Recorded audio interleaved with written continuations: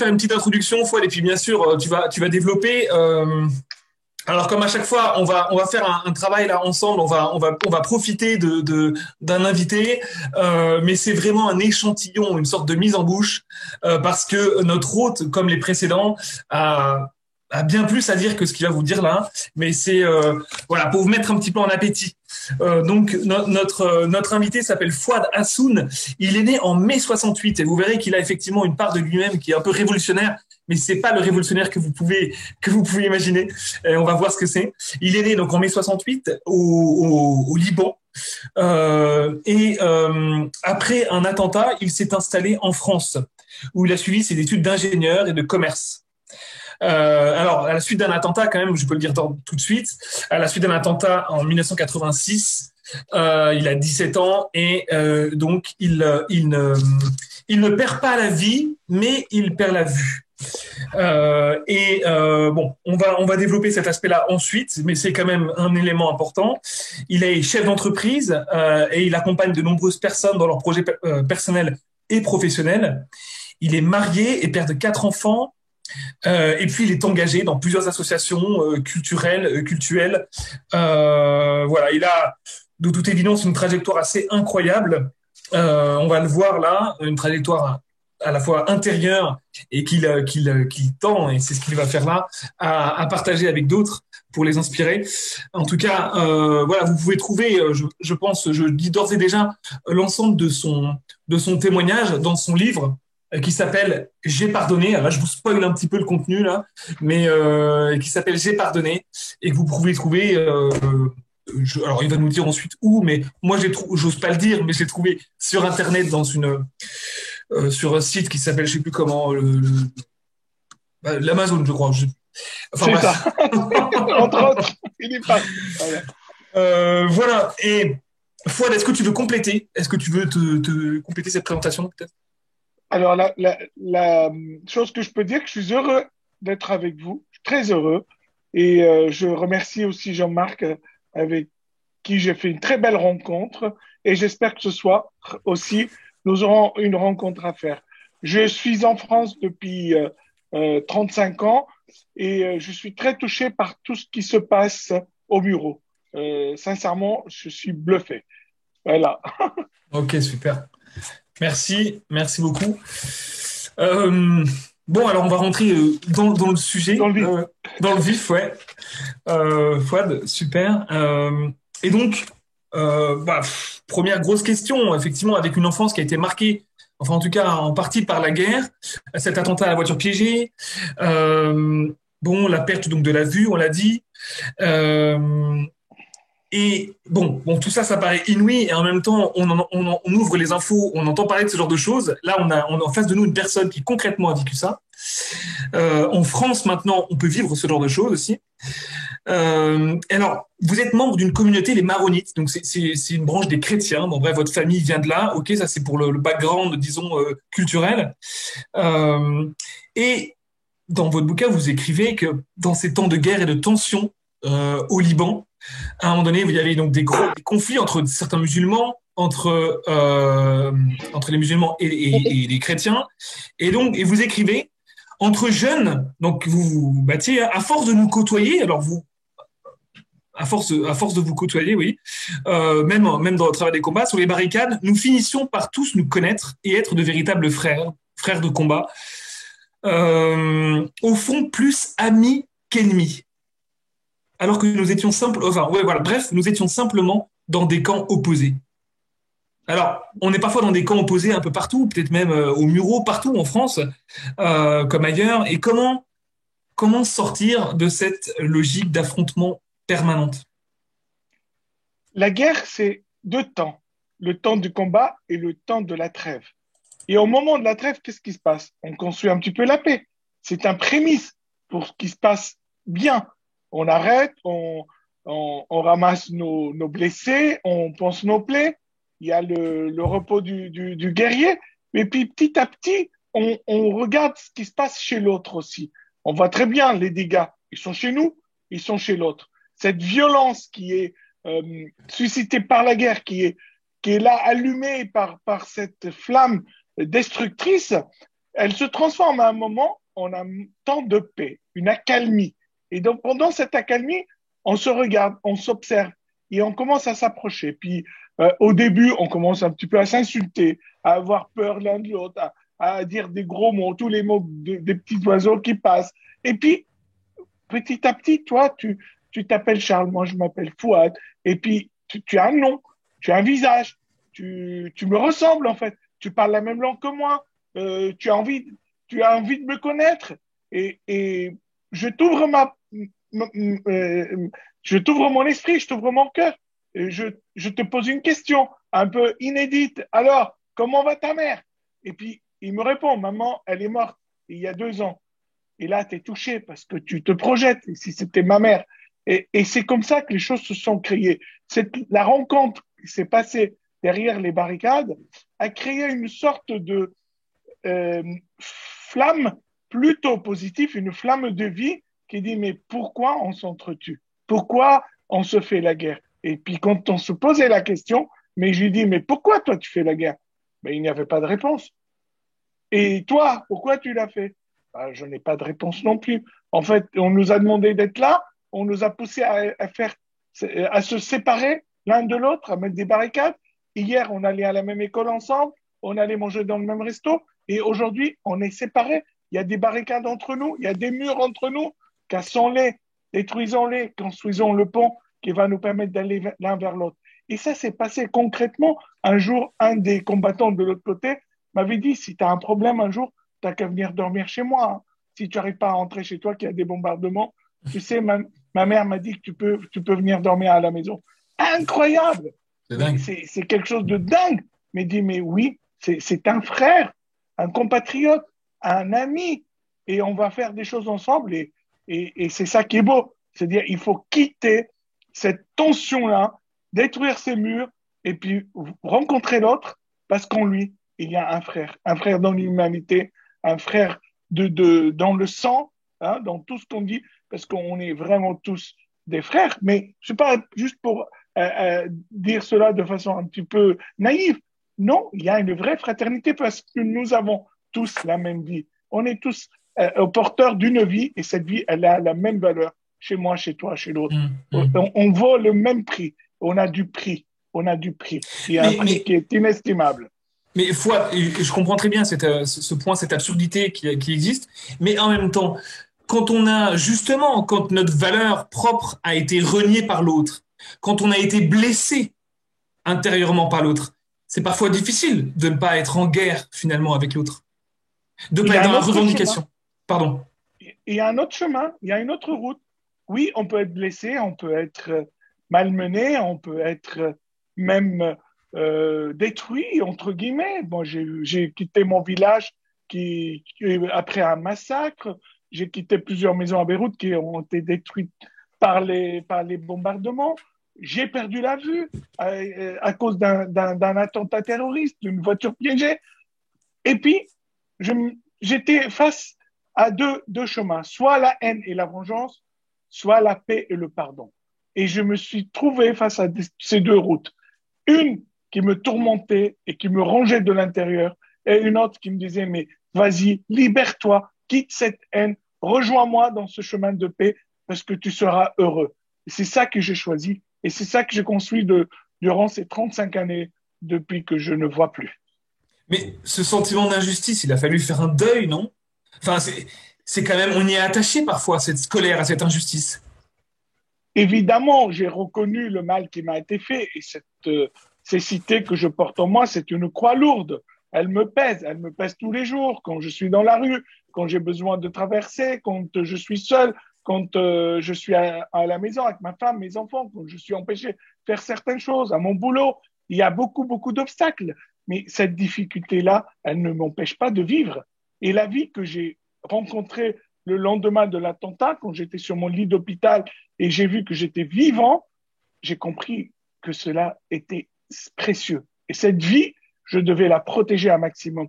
Et si je dois la protéger, je dois aussi la protéger du mal qu'il y a en moi, qui peut me pousser à aller encore faire du mal, parce que le mal ne produit que le mal. Et le bien produit du bien. Le voilà, ce que vous voyez au Miro, avec toutes ces petites initiatives, petites petit bien, après un petit bien, après un petit bien, on est en train de construire au Muro une société de paix, une société de collaboration, de convivialité, et on devient tous membres de cette communauté qui est en train de s'en sortir ensemble.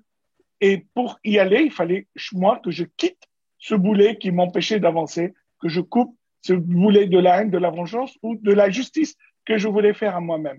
Et il y a une phrase que j'aime beaucoup de Jean-Paul II qui dit, il n'y a pas de paix sans justice, il n'y a pas de justice sans pardon. La justice doit être là.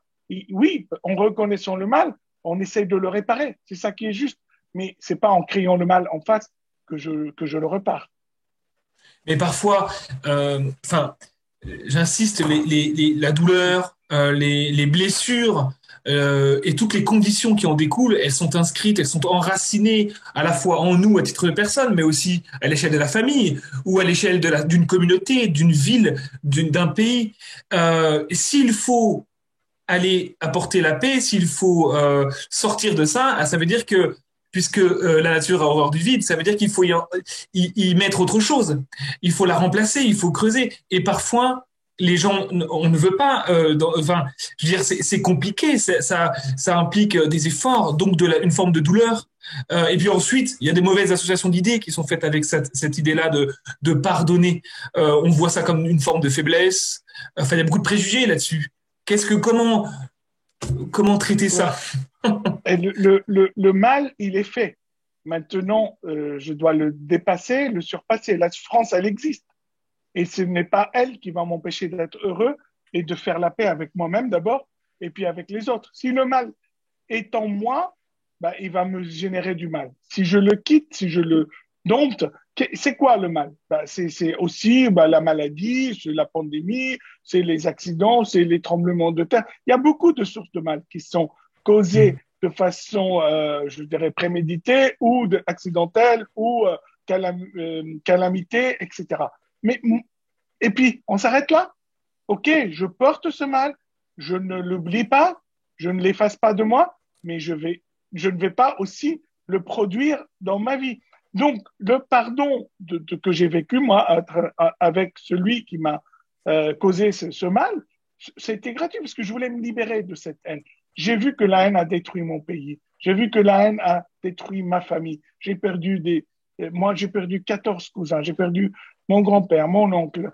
J'ai perdu beaucoup d'amis proches. Tout cela, quand je fais le calcul, je dis, mais ça sert à quoi?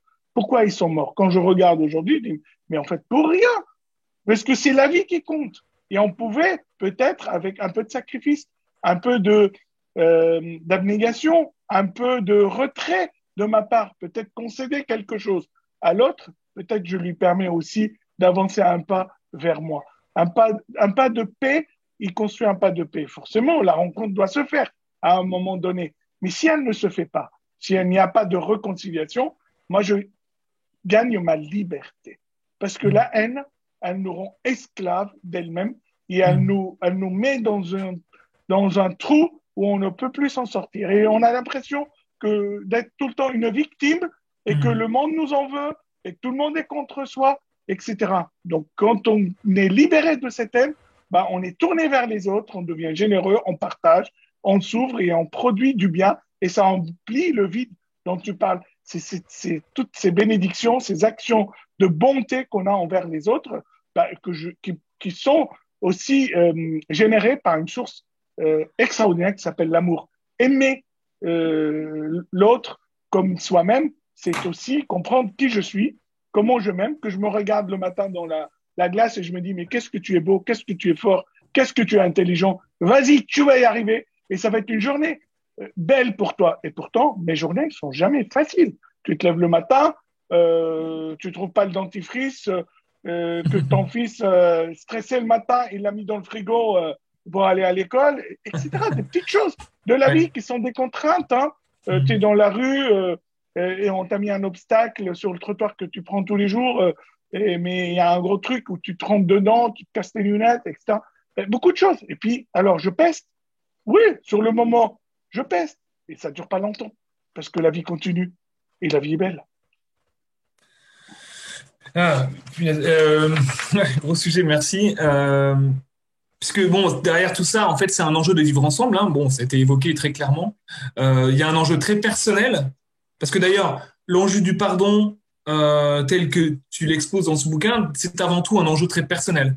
Personne peut le faire à ta place, et en plus, c'est pas pour les autres qu'on pardonne, c'est d'abord pour soi. C'est bien ça? C'est un enjeu de libération? Oui. C'est un enjeu de liberté et c'est un enjeu un peu de, de transcendation aussi de ce que je suis. Moi, je veux aller plus haut et plus Ouais. loin dans ma Ok. vie. Je ne veux pas rester là où je me suis planté.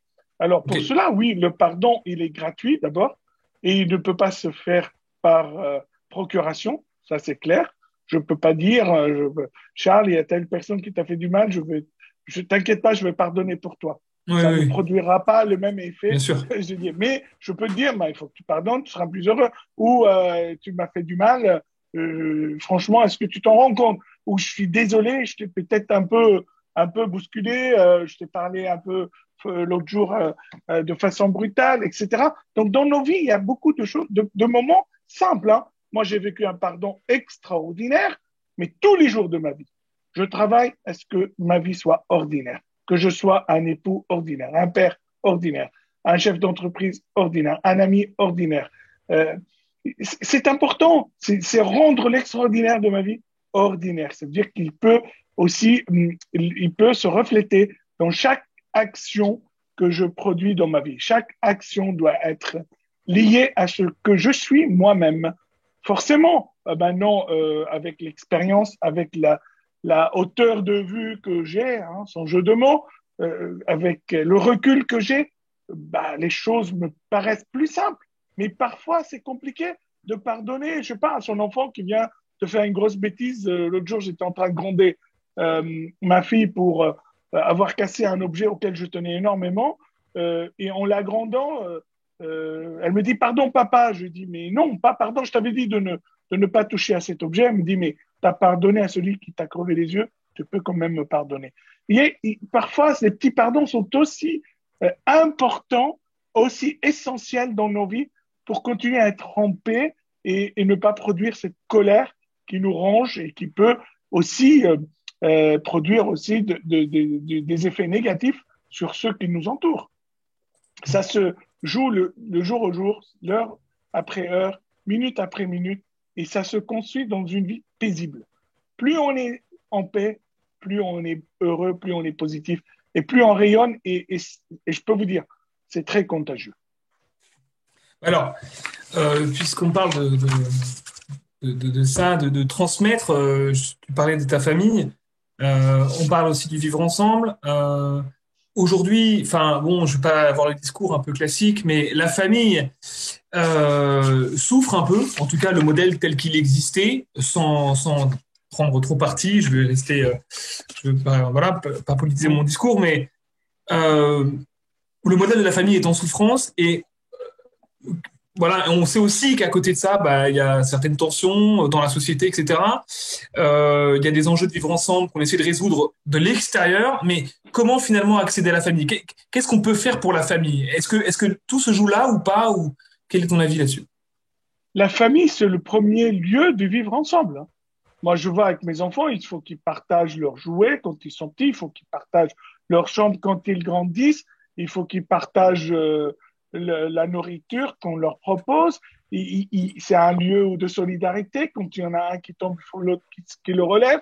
Et il y a un lieu d'aller l'un vers l'autre, de fêter les choses ensemble, de pleurer ensemble, de vivre les deuils, les célébrations, etc. Et c'est une vie commune. Et Hmm. ça veut dire quoi? Ça veut dire tout partager. Et cette solidarité essentielle dans les petites comme les grandes choses, ben, la communauté, c'est une grande famille. Même ceux qui attaquent la famille, comme toi, je ne veux pas entrer dans la politique, qu'est-ce qu'ils réclament au bout? De construire des familles, de créer des couples, des mariages, des Hmm. familles, Ouais, etc., avoir des ouais, enfants, etc. ouais. Bon, c'est très bien. Donc le modèle reste essentiel et le modèle reste quelque chose de solide. Il est malmené par notre égoïsme, par aussi la facilité qu'on a pour accéder à des choses, parce qu'on là, on se supporte plus, on se sépare, etc.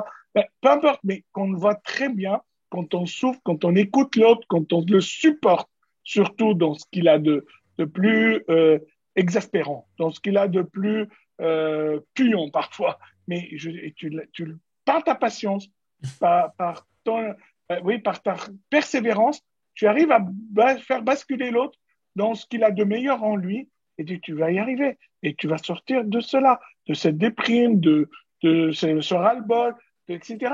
Et oui, voilà, quand on s'engage. Aujourd'hui, c'est l'engagement qui est malmené, plus que la famille. Les gens ne s'engagent plus. Ni, alors, ils veulent zapper tout.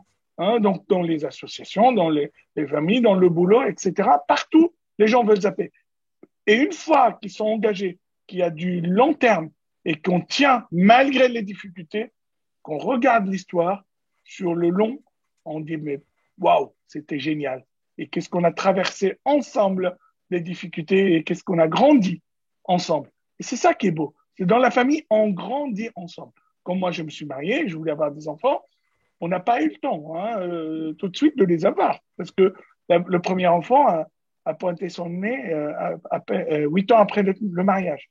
Mais pendant ce temps-là, nous étions hyper féconds, nous sommes engagés dans plein de choses avec Laetitia, mon épouse. Nous avons fait beaucoup de choses, nous avons voyagé, nous avons soutenu plein de fondations, plein de mouvements et d'œuvres, voilà, et ça a été très fécond dans notre vie.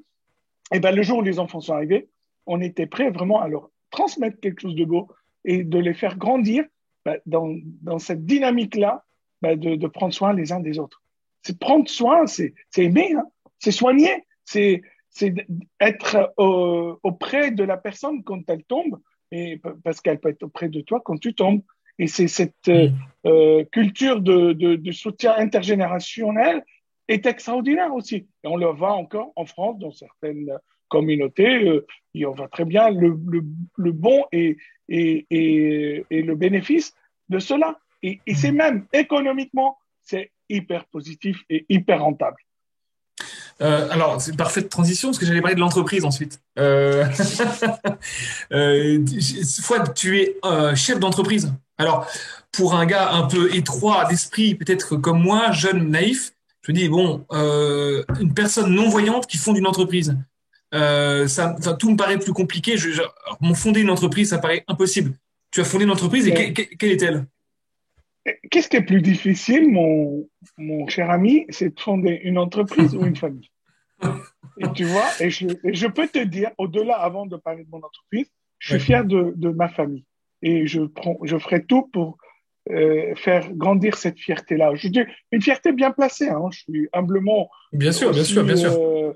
humblement conscient des limites que j'ai. Quand mon fils me dit, Papa, j'en ai marre que tu sois aveugle, je comprends parfaitement. Ouais, Euh, beaucoup de choses qui sont ouais, limitées, mais je ouais. vois très bien que c'est aussi difficile, voire beaucoup plus difficile que de fonder une société où tu mets de l'argent, tu prends des collaborateurs, tu peux la liquider quand tu veux, tu peux t'en passer, etc. Donc moi, quand j'ai eu cette révélation d'amour et d'amour extraordinaire pour celui-là, même qui m'a crevé les yeux, au-delà du pardon, j'ai réussi vraiment à avoir des sentiments aussi beaux que l'amour pour lui. Et j'ai décidé aussi de quitter une carrière dans une grosse boîte où j'avais un travail dingue, je gagnais un fric monstre et je bossais comme un fou. Vous voyez, fou, dingue, monstre, etc. Comme on l'entend tout le temps. Hein, les carrières, ça fait ça. J'ai dit non, je veux plus de ça. Donc, j'ai vendu toutes mes actions et j'ai fondé avec des amis des sociétés pour développer des outils, des aides techniques pour aider les personnes handicapées avec les nouvelles technologies. Donc, par l'ordinateur, le téléphone, le GPS, plein de nouvelles technologies que nous avons rendu l'accessibilité beaucoup plus facile aux personnes porteuses de handicap. Et on a ouvert des milliers de postes de travail et des métiers, des centaines de nouveaux métiers à des personnes aveugles, sourds-muettes, etc., dans beaucoup de handicaps à travers la technologie. Et ça a bien réussi. Ça fait il y a 30 ans de ça. Et maintenant, je vois que ça tourne tout seul. Il y en a beaucoup plus. Et on était pionniers à l'époque. Hein. C'était le premier logiciel qui permettait à un aveugle d'utiliser un ordinateur À l'époque, il n'y avait pas de téléphone portable. Maintenant, je vois que ces logiciels sont dans tous les téléphones portables. Il y a des millions d'aveugles qui les utilisent dans le monde. Bon, à l'époque, je n'avais pas les moyens de breveter. Tant mieux. Ça s'est propagé comme un souffle dans le monde entier. Et aujourd'hui, je suis fier de voir qu'il y a des gens qui sont meilleurs que moi dans ce domaine. Bon, top, ça, c'est incroyable.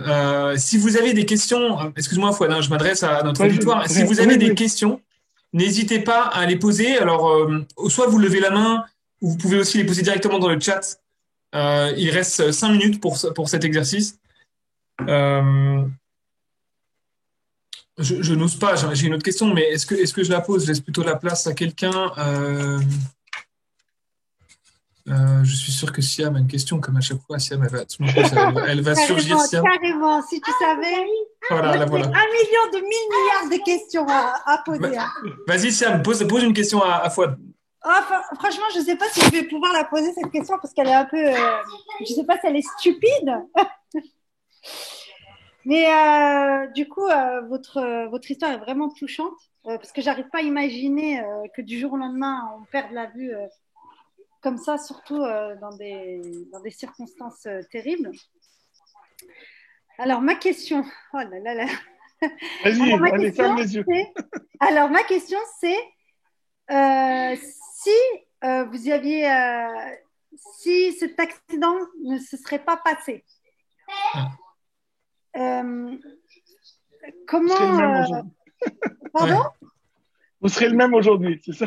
est-ce que ouais, un peu, ouais. vous serez, parce que le monde handicap me touche énormément, est-ce que vous auriez eu cette vision de Ouais, créer une société dans ce monde handicap, ou est-ce que vous serez resté toujours en conflit avec ouais.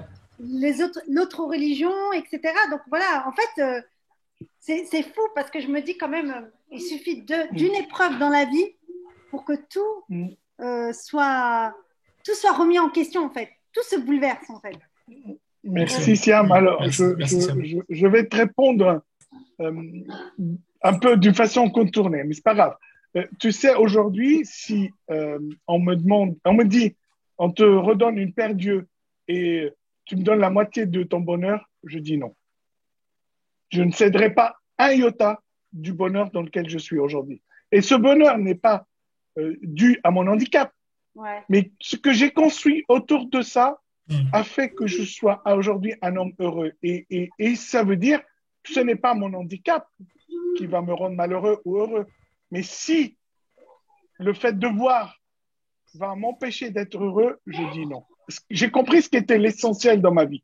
Ouais. C'est ce bonheur-là, ce projet que, voilà, pour moi croyant, le bon Dieu a un projet pour moi, c'est d'être un homme heureux et de vivre avec les autres de façon heureuse. Et ça, c'est pour ça que je ne quitterai rien. Rien au monde, je ne lâcherai rien au prix de ce bonheur-là. Maintenant, l'handicap, je ne suis même pas allé aider pour l'handicap parce que d'abord, c'était vraiment un besoin spécial pour moi. Je voulais aussi utiliser l'ordinateur, je suis un féru d'informatique, j'aimais ça. Et petit à petit, ça s'est construit comme ça, autour de cela. Un jour, j'étais invité à Washington quand il y avait la loi Obama, c'était l'accessibilité à tout le monde, etc. Et je devais être primé avec d'autres créateurs du monde entier à la Federal Communication Council. Et j'ai fait mon topo et on me pose une question. Il y avait 400 personnes, des grandes sommités, etc. Et on me dit, pour vous, quelle est la meilleure invention technologique que l'homme a inventée pour aider les personnes handicapées? Mm. Je n'ai pas hésité longtemps. J'ai dit, comme ça, rapidement, j'ai dit, vous savez, la meilleure invention qui existe comme aide technique aujourd'hui, c'est la personne humaine elle-même. Et toutes les technologies du monde peuvent nous permettre de faire des passerelles, de combler tous les fossés du monde, de close the gap. Mais il y a une invention qu'on n'est pas capable d'inventer pareil, c'est l'être humain. L'homme, quand il est solidaire, il facilite la vie aux autres, il apporte au plus du bonheur et du réconfort, ce que ne fait pas une technologie ni une machine. Excellent, merci. Merci Fouad. J'ai une question quand même. Une dernière question, il reste 2 minutes. Sinon, quel est ton... Alors, j'avais deux questions, mais oui, est-ce que tu as partagé cette expérience avec tes salariés? Et enfin voilà, déjà première question. Je pense qu'avec le timing qui reste, ça suffit. Est-ce que Si ouais. tous mes collaborateurs savent que ma vie est à deux facettes. Ce que je fais et ce que je donne. Et tout ce que je fais, c'est pour me permettre de donner plus. Et ma vie, elle est construite autour de ça. Plus je reçois, plus je donne. Et en fait, plus je donne, plus je reçois. Et c'est un cercle vertueux. Plus tu es ouvert au monde, plus tu reçois. Plus tu reçois, tu donnes, et puis tu reçois, etc. Donc, tout le Et, monde sait autour de moi, quand on veut travailler avec toi, bah, on compte pas, on avance, et puis il y a beaucoup de bienveillance, beaucoup d'amour, et en même temps, bah, ce Fouad, il arrête pas. Alors, parfois, c'est un peu compliqué parce que j'ai mis l'idée à l'heure, j'ai beaucoup de projets, etc. Et puis maintenant, c'est juste savoir s'entourer, avoir une bonne équipe et des gens qui croient aussi à ce qu'on leur raconte et qui s'engagent pour ça. il y a une valeur dont on n'a pas parlé, elle est peut-être implicite à tout ce qu'on vient de dire, mais c'est l'humilité, c'est-à-dire que en étant aveugle, chef d'entreprise, etc., il y a une forme de vulnérabilité permanente, de dépendance à l'autre. Ça, c'est aussi quelque chose qui a pu être lourd à porter aujourd'hui, c'est peut-être boostant, je sais pas. Qu'est-ce Ben, que, quand je suis dans la rue, pardon de le dire comme ça, parfois ouais, les gens me traitent comme l'aveugle de Baudelaire, comme un mendiant. Hein. Ils ouais. te prennent par le bout de ta veste et pour t'amener, ou le bout de la canne, où ils te parlent comme si tu comprenais pas. Mais c'est bien, ça me remet toujours dans mon humilité. Et c'est très bien. Ça m'arrivait souvent, c'est d'aller prendre le métro et de circuler même si je pouvais aller en voiture, et de me confronter à ça pour revenir aux fondamentaux, back to basics, toujours, de revenir par là où je suis parti. Quand je suis arrivé à Paris en 1986, fin août, je me suis trouvé tout seul dans la rue. Il fallait que je prenne le métro pour aller à l'université où je devais y aller. Et ça, je galérais tout seul. Et quand je suis arrivé, j'étais complètement lessivé, complètement fatigué, en sueur, mais je suis arrivé. Je suis arrivé et j'avance comme ça jour après jour dans ma vie. Et quand ma tête grossit un peu, t'inquiète pas, j'ai plein de gens autour de moi qui arrivent à me la rétrécir et me dire, allez, n'oublie pas d'où tu viens, mon petit. Hein. N'oublie pas d'où tu viens. Et je viens de rien, mais je suis un beaucoup aujourd'hui, en tout cas un énorme aux yeux de ceux qui sont autour de moi. L'autre jour, et pour conclure, quelqu'un m'a posé la question si j'avais peur de la mort. Il y a quelque temps, oui. Et maintenant, quand je me suis rendu compte combien et par qui j'étais entouré, je me suis dit, tu peux partir n'importe quel moment. Il y aura beaucoup de gens qui prendront soin de ma famille. Et ça, déjà une bonne étape dans la réussite de ma vie. J'ai compris que mes enfants et ma femme et tout ça, ils seront bien entourés. Donc, je suis en paix, même vis-à-vis de ça. Donc, ça me donne encore du zèle et de l'élan pour aller de l'avant. Merci à tous et merci à Merci toi de beaucoup, toutes ces Fouad. Merci à questions. vous. Merci Fouad. Merci Merci beaucoup, beaucoup, Fouad. Donc, vous pouvez merci retrouver son beaucoup. livre. Son livre, J'ai pardonné aux éditions MAM. Voilà, vous pouvez le retrouver sur Internet facilement. Merci parce que ce Un jour, témoignage est on fera bluffant une dans les livres. dédicace au Muro, n'est-ce pas, Jean-Marc? Merci beaucoup, Fouad. À très bientôt au Muro. À très Carrément. vite. Bye bye. Bravo Merci. pour tout ce que vous faites. Ciao, ciao. Ciao.